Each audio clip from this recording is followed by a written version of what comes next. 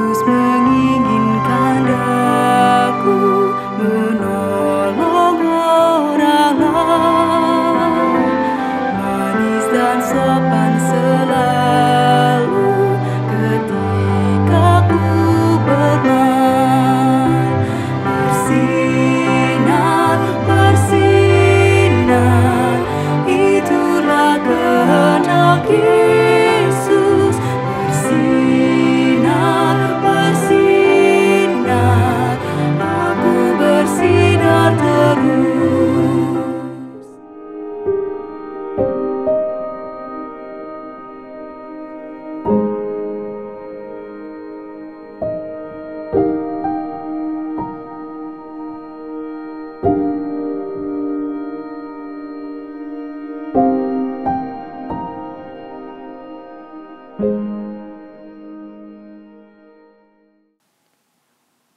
Hai teman-teman semua, Jemaat GKI dimanapun kalian berada.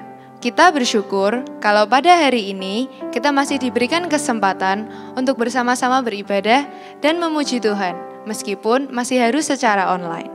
Sebelum kita memulai, yuk kita berikan salam damai dengan tos kepada orang-orang di sekeliling kita.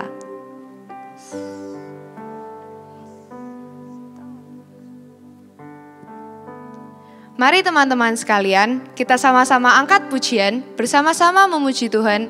Kebesaran Tuhan Allah kita, sungguh besar, Kau Allahku.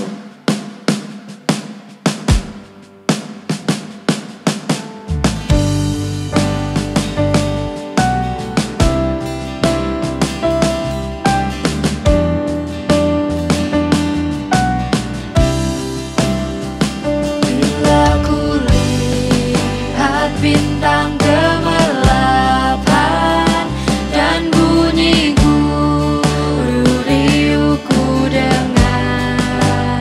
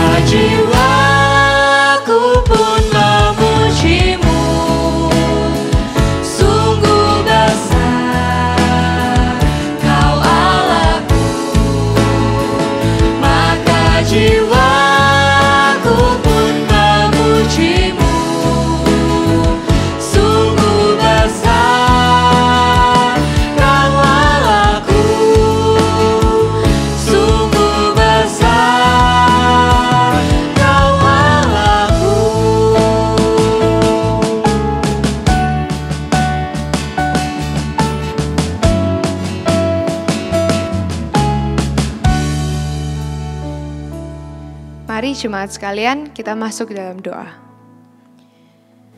Tuhan Yesus, kami adalah orang-orang yang berdosa. Kami butuh kasih karunia-Mu ya Tuhan.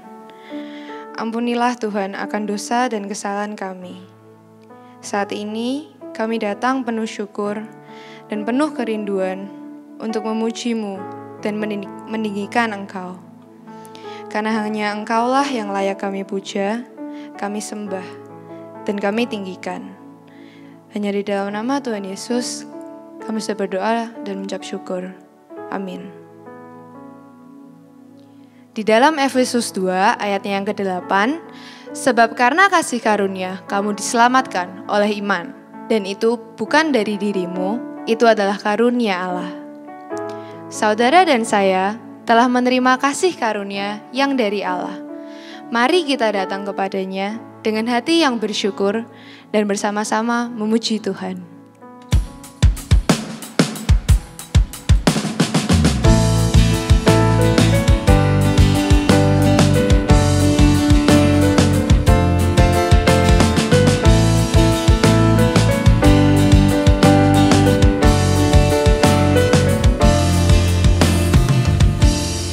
Jaminan mulia ku diberi karena Yesus milikku abadi. Aku warisnya, ku ditebus karena dibasuh darah kudus.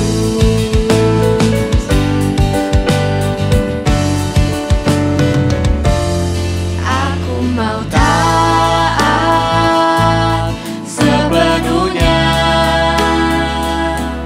suka surgawi turun melimpah, malaikat datang bawa berita kasih karunia dari Bapa. Kami masyurkan, kami puji tentang Yesusku selamanya. Kami masyurkan, kami puji tentang Yesusku selamanya. Aku serahkan diri penuh di dalam Tuhan, hatiku teduh sambil menyongsong kembalinya. Ku diliputi anugerahnya. Kami masyurkan, kami puji tentang Yesusku selamanya. Kami masyurkan, kami puji tentang Yesusku selamanya. Kami masyurkan, kami puji tentang Yesusku selamanya. Kami masyurkan, kami puji tentang Yesusku selamanya.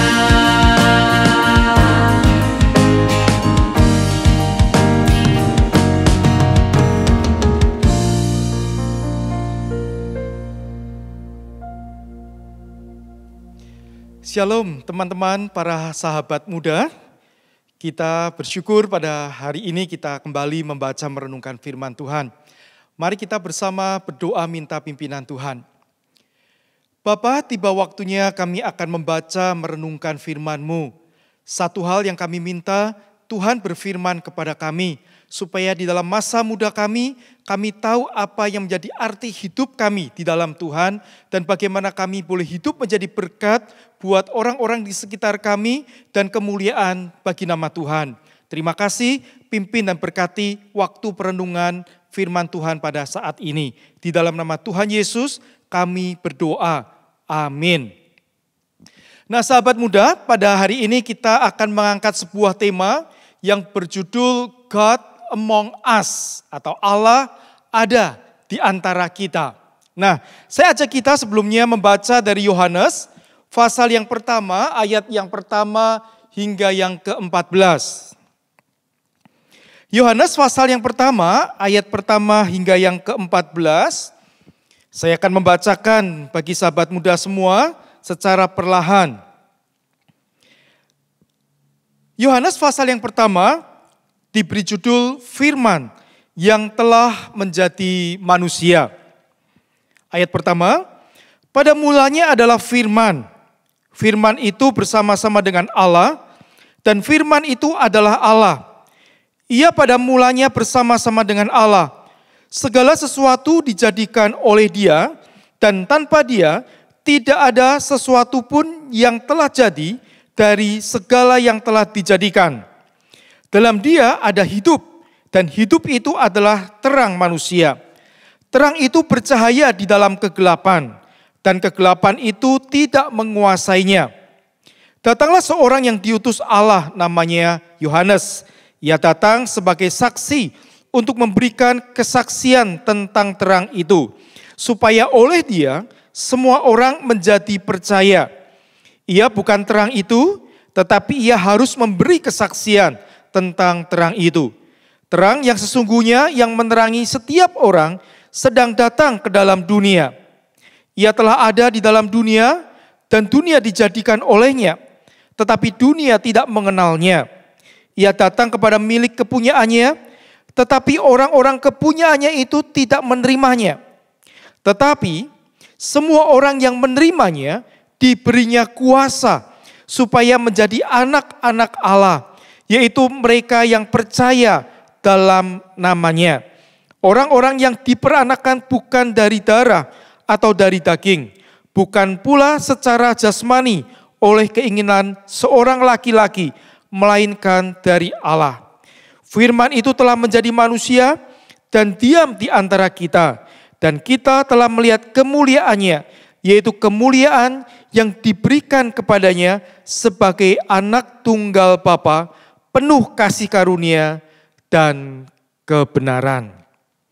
Yang berbahagia adalah setiap kita yang membaca firman Tuhan, merenungkannya dan melakukannya di dalam kehidupan kita setiap hari.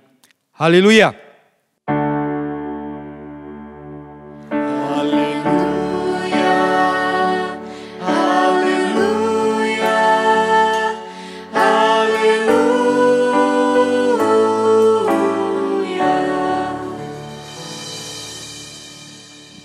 Sahabat muda, ada sebuah kisah yang konon terjadi di Rusia, yaitu mengisahkan tentang seorang raja yang bernama Alexis. Raja ini adalah raja yang sangat kaya dan hidup di sebuah istana yang sangat megah dan mewah, namun dia tinggal di tengah-tengah penduduknya atau rakyatnya yang sangat miskin. Ada begitu banyak rakyat yang tinggal di sekitar istananya, ada ratusan rumah yang sangat jelek, sangat sederhana, dan sudah rusak. Dan mereka adalah rakyat yang hidup di dalam kemiskinan. Melihat hal itu, Raja Alexis ini tergerak hatinya. Dia ingin membantu, menolong rakyatnya, sehingga dia turun di tengah-tengah rakyatnya, dan kemudian mulai berinteraksi dengan mereka. Dia berkenalan dan kemudian menolong rakyatnya. Tetapi pada waktu raja ini mencoba mendekati rakyatnya, Dia tidak bisa dengan leluasa untuk berbicara kepada mereka.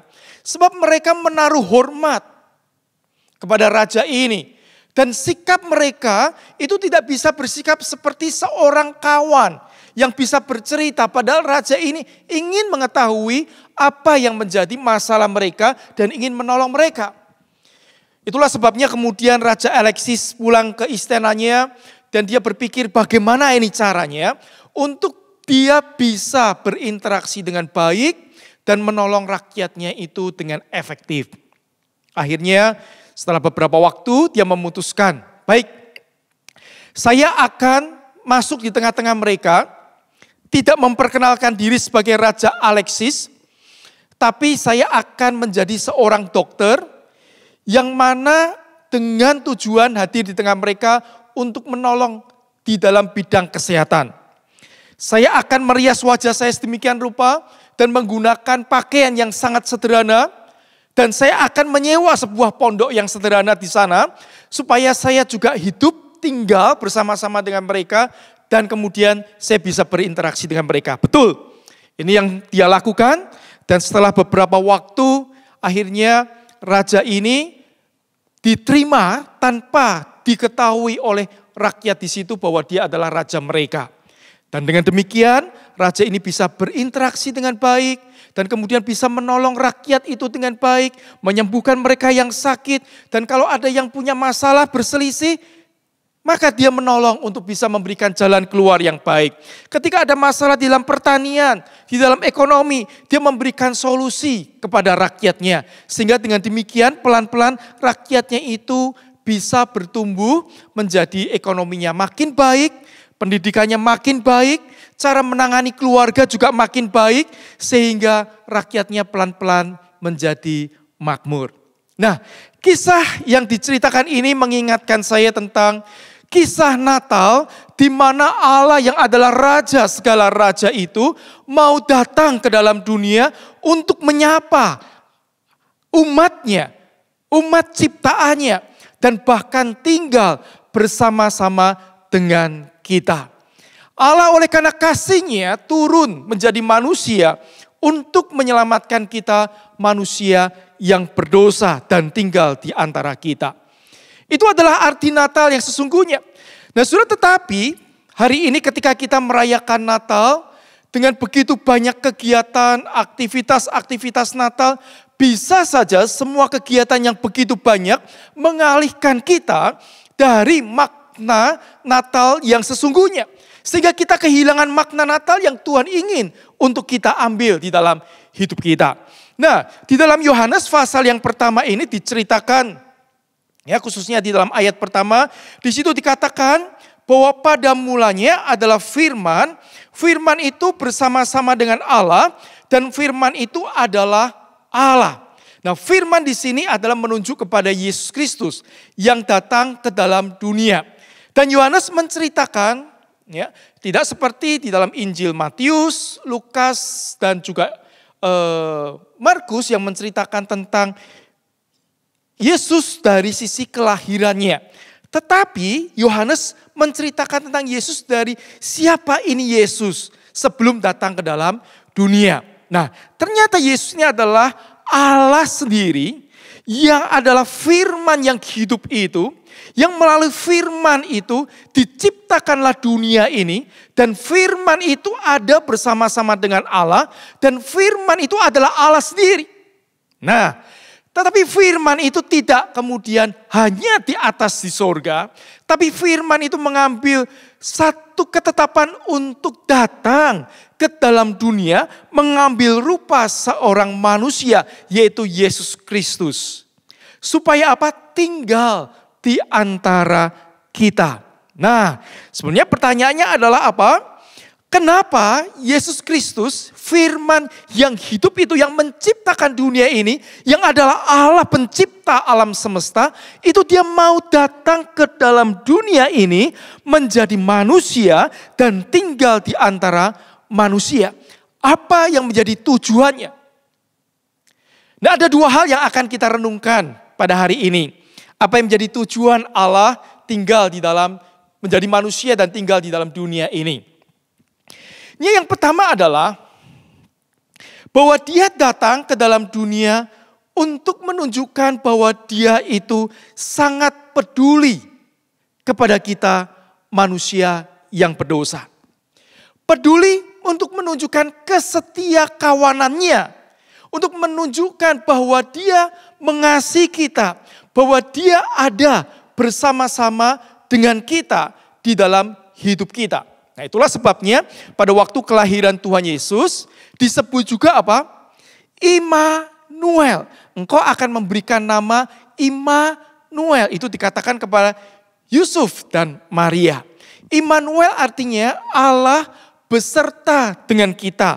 Atau Allah ada bersama-sama dengan kita. Nah, hari ini kalau kita berbicara tentang kesetiakawanan atau setia kawan, ya, dan kita sebagai anak-anak muda, pasti ini adalah tema yang sangat penting, setia kawan, ya. Karena apa? Karena kita ingin menjadi orang yang setia kawan di tengah-tengah lingkungan hidup kita, di tengah-tengah pergaulan kita. Tentu kita tidak suka kalau kita punya teman yang tidak setia kawan kepada kita. Betul bukan? Pada waktu kita mengalami kesulitan, malah dia yang kita ceritakan tentang curhat kita, ya, tentang pergumulan dan masalah kita, malah dia menceritakan kepada orang lain. Tentu kita tidak suka, bukan? Punya teman seperti itu. Atau pada waktu kita mengalami kesulitan, dia tidak ada bersama-sama dengan kita, malah dia menjauhi kita. Pada waktu kita mengalami masalah. Tentu kita tidak suka seperti itu. Itu namanya tidak setia kawan. Tentu kita rindu punya teman yang bisa menjadi kawan buat kita pada waktu kita mengalami kesulitan dan pergumulan di dalam hidup kita. Nah, tetapi istilah setia kawan ini seringkali bisa disalahpahami. Ya. Dengan apa? Bahwa kalau setia kawan itu berarti kalau teman-teman saya melakukan hal ini, maka saya harus melakukan hal itu juga bersama dengan teman-teman saya. Meskipun apa yang dilakukan itu tidak benar, maka saya juga harus ikut untuk menunjukkan apa? Saya setia kawan.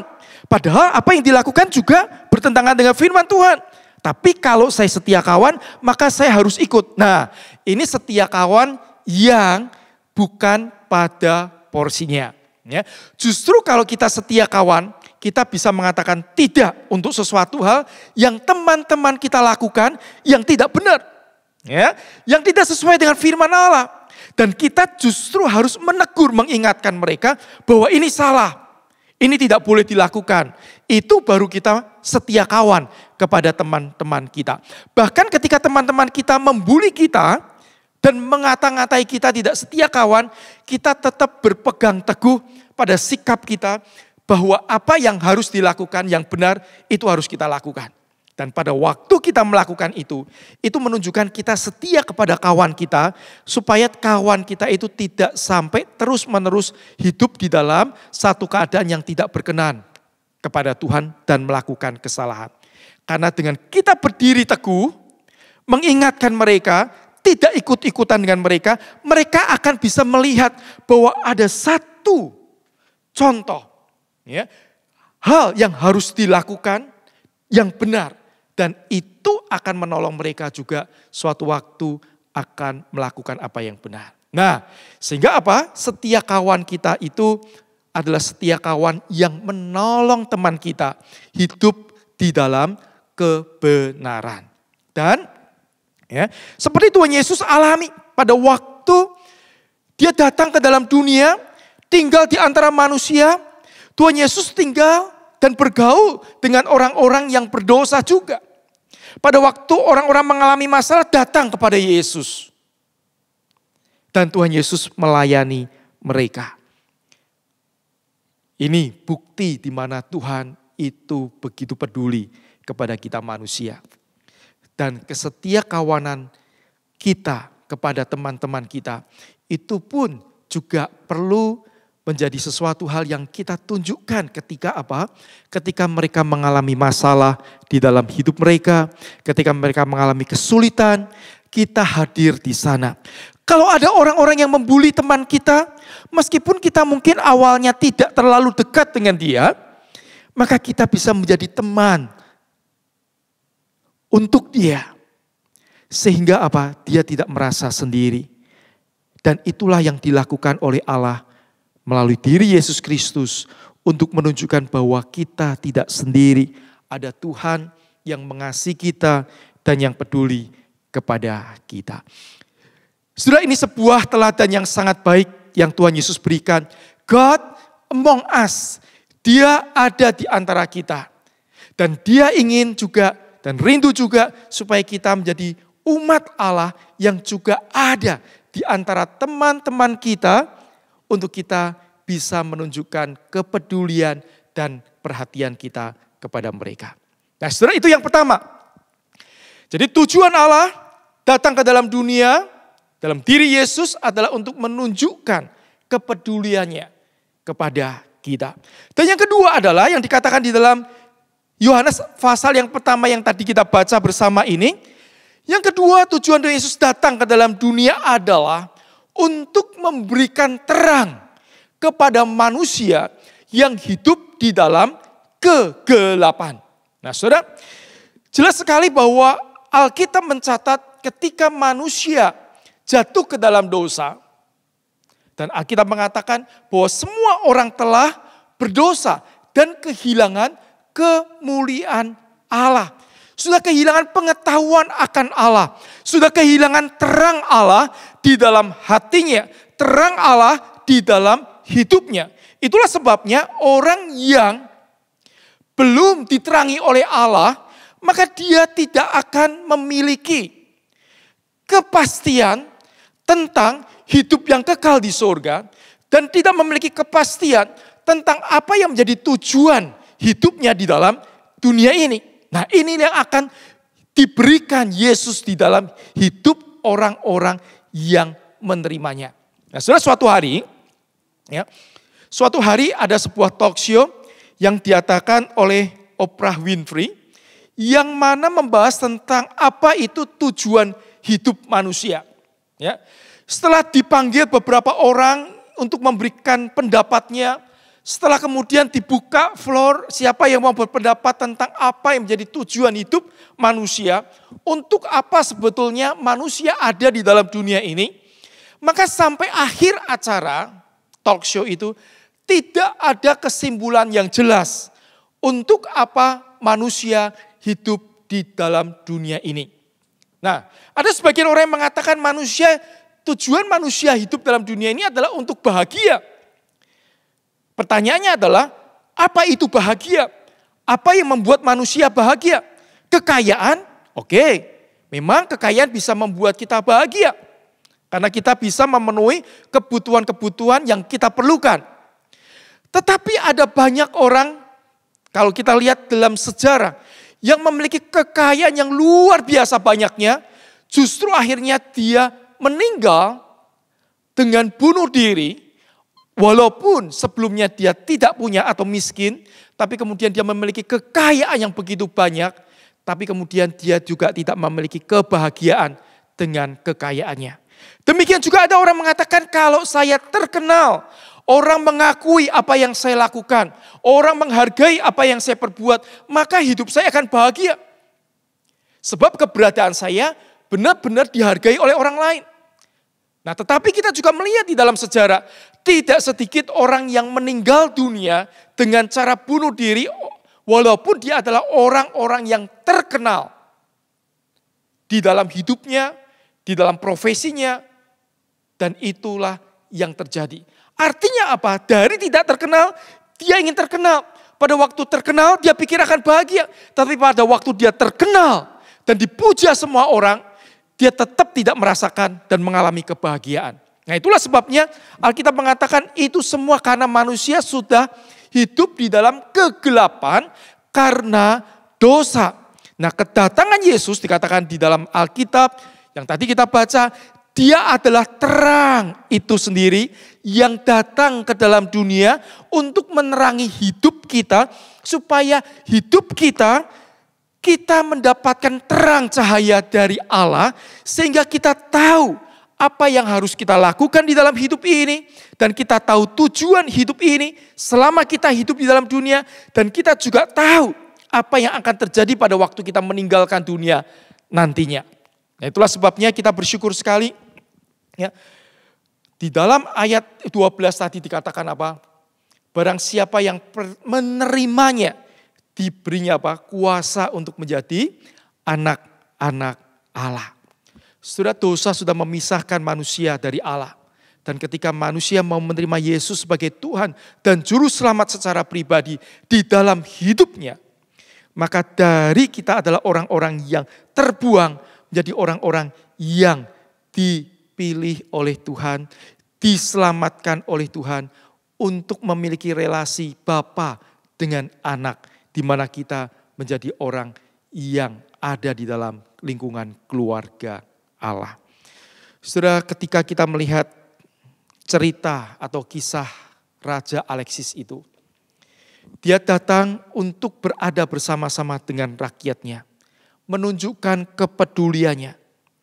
Allah yang menjadi manusia juga menunjukkan kepeduliannya kepada kita.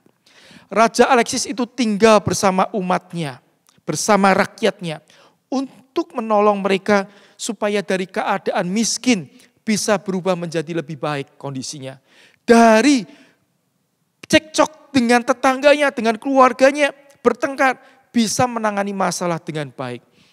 Begitu juga Yesus datang ke dalam dunia itu untuk menolong kita, memperbaharui hidup kita. Supaya bukan hanya kita baik secara moral, tapi kita bisa diselamatkan dari status berdosa, menjadi status sebagai anak Allah yang dikuduskan dan dibenarkan oleh Allah. Supaya apa? Kita boleh hidup benar di hadapan Allah, makin tahu apa yang menjadi kehendak Tuhan di dalam hidup kita, dan kita hidup bisa menyenangkan hati Tuhan.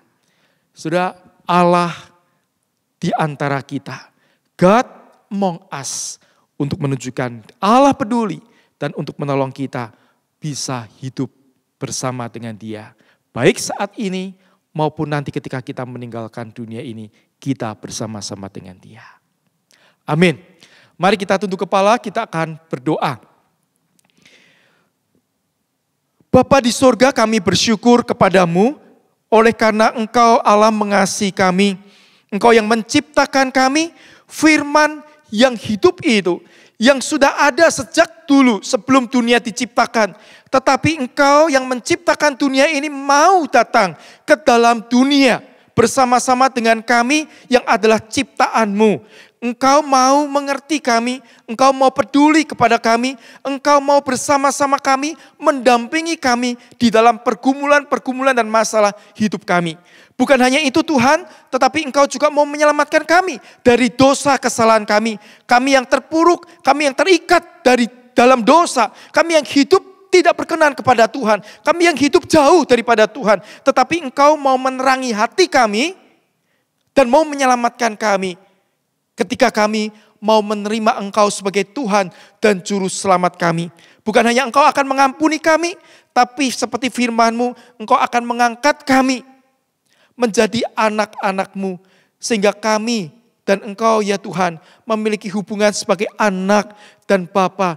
Bapa yang mengasihi anaknya dan anak yang juga mau rindu untuk mengasihi dan menyenangkan hati Bapanya.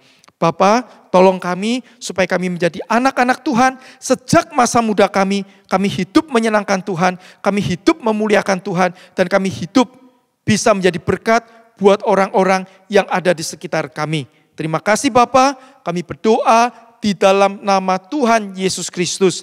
Amin. Mari sahabat muda, kita akan mengikrarkan pengakuan iman kita berdasarkan pengakuan iman rasuli yang berbunyi demikian. Aku percaya kepada Allah, Bapa yang Maha Kuasa, Khalik langit dan bumi, dan kepada Yesus Kristus, anaknya yang tunggal Tuhan kita, yang dikandung dari Roh Kudus, lahir dari anak darah Maria, yang menderita sengsara di bawah pemerintahan Pontius Pilatus, disalibkan, mati dan dikuburkan, turun ke dalam kerajaan maut. Pada hari yang ketiga, bangkit pula dari antara orang mati, naik ke surga, duduk di sebelah kanan Allah, Bapa yang Maha Kuasa. Dan dari sana ia akan datang untuk menghakimi orang yang hidup dan yang mati. Aku percaya kepada Roh Kudus, gereja yang kudus dan am, persekutuan orang kudus, pengampunan dosa, kebangkitan orang mati, dan hidup yang kekal. Amin.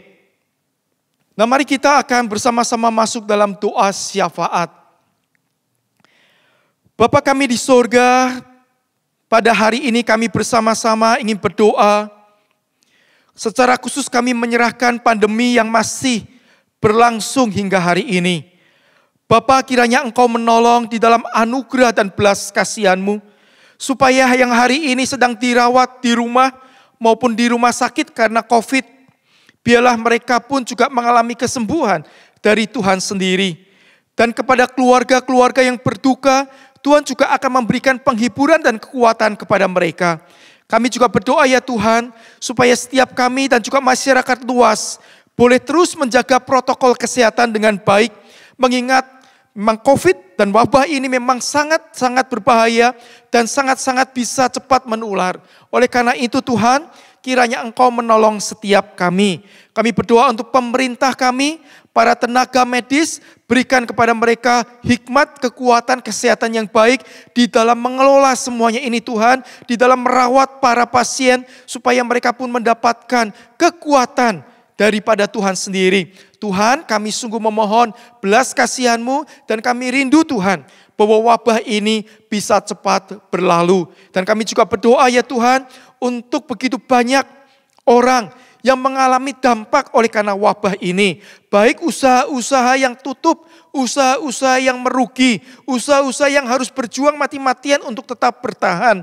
Dan juga para karyawan, para buruh pabrik yang kehilangan pekerjaan oleh karena wabah ini. Tuhan, kami berdoa untuk mereka.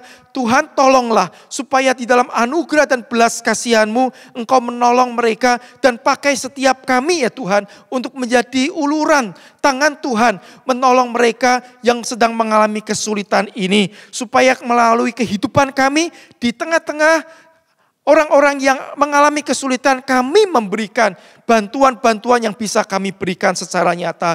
Tuhan, pakai kami sebagai umat-Mu, supaya kehadiran kami bisa menjadi terang juga di tengah-tengah kehidupan masyarakat Indonesia ini. Bapak, terima kasih, Bapak tolong kami. Dan kami berdoa ya Tuhan, supaya di dalam rangka Natal ini ya Tuhan, kami rindu gereja-Mu juga bisa menjadi berkat buat masyarakat. Supaya kehadiran gereja di tengah-tengah masyarakat bisa menyatakan kasih Allah, perhatian Allah kepada dunia ini.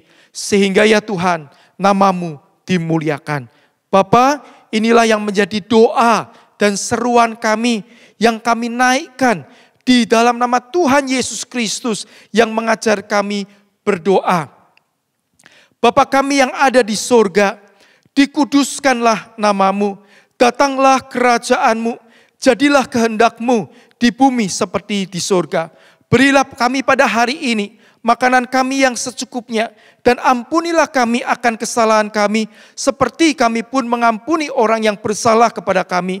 Dan jangan membawa kami ke dalam pencobaan, tetapi lepaskanlah kami daripada yang jahat. Karena Engkaulah yang punya kerajaan, kuasa, dan kemuliaan sampai selama-lamanya. Amin. 1 Tesalonika 5 ayat ke-18. Mengucap syukurlah dalam segala hal, sebab itulah yang dikehendaki Allah di dalam Kristus Yesus bagi kamu. Bersyukur atas pemeliharaan Tuhan atas saudara dan saya. Mari kita nyatakan dengan memberikan persembahan kepada Tuhan. Dan persembahan kita dapat transfer ke rekening gereja kita masing-masing. Mari kita menundukkan diri di hadapan Tuhan dan berdoa di hadapannya. Bapa, kami bersyukur Tuhan atas setiap kebaikan-Mu. Kami bersyukur atas setiap pemeliharaan-Mu. Sebagai rasa syukur kami Tuhan, kami datang membawa persembahan kami. Kami rindu Tuhan, Engkau yang melayakkan, Engkau yang menguduskan. Dan biarlah Engkau sendiri yang memakai Tuhan untuk boleh menjadi alat kemuliaan-Mu dan memperluas kerajaan-Mu di dunia ini. Inilah yang menjadi kerinduan kami. Di dalam nama Tuhan Yesus kami berdoa dan bersyukur. Amin. Beberapa hari lagi kita akan memasuki tahun yang baru. Namun kita tak perlu khawatir. Mari kita bersandar kepada Yesus dan melangkah dalam pimpinannya.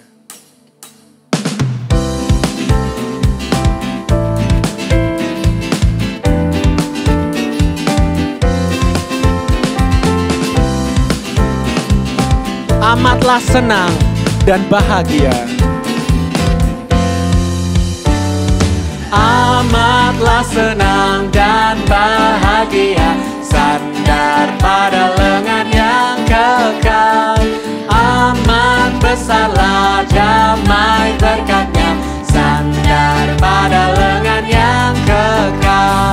Sandar, sandar, ku aman tiada bahaya. Sandar, sandar, sandar pada lengan yang kekal. Ku takkan cemas dan ku takkan takut. Ku takkan cemas, ku takkan takut, sandar pada lengan yang kekal. Hatiku aman, dia di sisiku, sandar pada lengan yang kekal. Sandar, sandar, ku aman tiada bahaya. Sandar, sandar, sandar pada lengan yang kekal. Sandar, sandar, ku aman tiada bahaya. Sandar, sandar, sandar pada lengan yang kekal. Sandar pada lengan yang kekal. Mari sahabat muda, kita akan mengarahkan hati kita kepada Tuhan. Dan untuk menerima berkat Tuhan, supaya kita boleh menjadi saksi-saksinya. Menghadirkan terang dimanapun kita berada.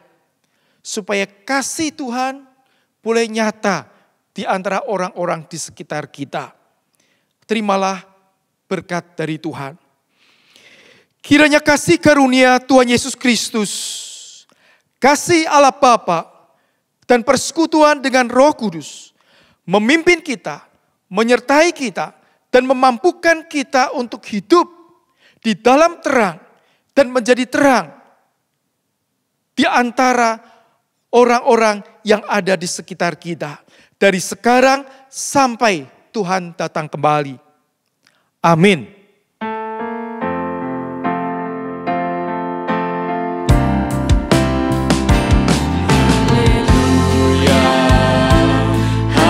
Haleluya, haleluya, amin. Di setiap langkah dan karyaku, haleluya, amin. Haleluya, haleluya, haleluya, amin. Di setiap langkah dan karyaku, haleluya, amin.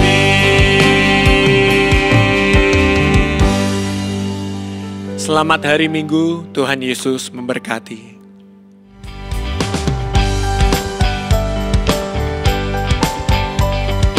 Stefani, aku dari GKI Diponegoro Surabaya. Nama saya Lotar, saya bergereja di GKI Gejayan Yogyakarta. Nama aku Ari dari GKI Jemur Sari Surabaya. Namaku Simon Manuel Agali dari GKI Emmaus. Hai, namaku Sukri. Kalau aku, hai. Kami dari GKI Agape. Aku Tia dari GKI Manyar Surabaya. Aku Vina di GKI Jemur Sari Surabaya. Nama saya Monika Reski, saya berasal dari GKI Gading Serpong. Nama saya Timi, saya berasal dari GKI Nudin. Aku Deborah, aku berasal dari GKI Ciamis. Aku Prima dari GKI Bromo. Hai, nama aku Cia dari HKBP Sukajadi Pekanbaru. Nama aku Olivia, aku dari GKI Kelapa Cengkir. Aku Claudia, tinggal di Depok. Namaku Sandra dari GKI Blora. Aku Gia, aku anggota GKI Cikarang. Nama aku Aldo, asal gerejaku dari Gereja Okumene Kristen Botang, Kalimantan Timur. Nama aku Esther, asal GKBP Bethesda. Aku Anggi dari GKI Putih. Gue Jeremy dari GKI Pamulang. Namaku Edo dari GKPS Bandung. Aku Ruti dari Gereja JPCC Jakarta Praise Community Church. Aku Karunia dari GKI Veteran Semarang. Halo, namaku Irene dari GKI Cimahi. Namaku Joseph dari GKI Diponegoro Magelang. Nama saya Evelyn, saya dari GKI Gading Serpong. Aku Lia dari GKI Perniagaan. Namaku Febe, aku dari GKI Kota Wisata. Namaku Tabita, aku dari GKI Codan Solo. Aku Noni Alina, simpatisan dari GKI Banyuwangi. Hai, aku Ovi dari GKI Serang. Aku Kesyarum dari GKI Ngupasan Jogja. Nama saya Ishak Abimanyu, asal gereja dari GKI Cianjur. Nama saya Livi, asal dari Gemim Paulus Manado. Aku Priska Aprilia dari Gereja Rehobot Jemaat Bandung. Halo, nama gue Eca dari GKI Keranggan Cibubur, Jawa Barat. Namaku Bob, asalku dari GKI Gracia Katotan. Bersinar, bersinar, itulah kehendak Yesus. Bersinar, bersinar, aku bersinar terus. Yesus menginginkan aku menolong orang lain, manis dan sopan selalu ketika ku bermain. Bersinar, bersinar, itulah kehendak Yesus. Bersinar, bersinar, aku bersinar terus.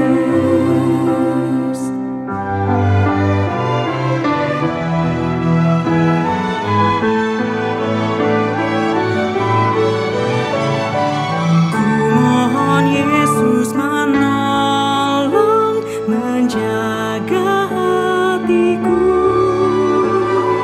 agar bersih dan bersinar meniru Tuhanku. Bersinar, bersinar, itulah kehendak Yesus. Bersinar, bersinar, aku bersinar terus. Aku pun ingin bersinar dan melayaninya, hingga di sorga ku hidup senang bersamanya. Bersinar, bersinar, itulah kehendak Yesus. Bersinar, bersinar, aku bersinar terus. Bersinar, bersinar, itulah kehendak Yesus. Bersinar,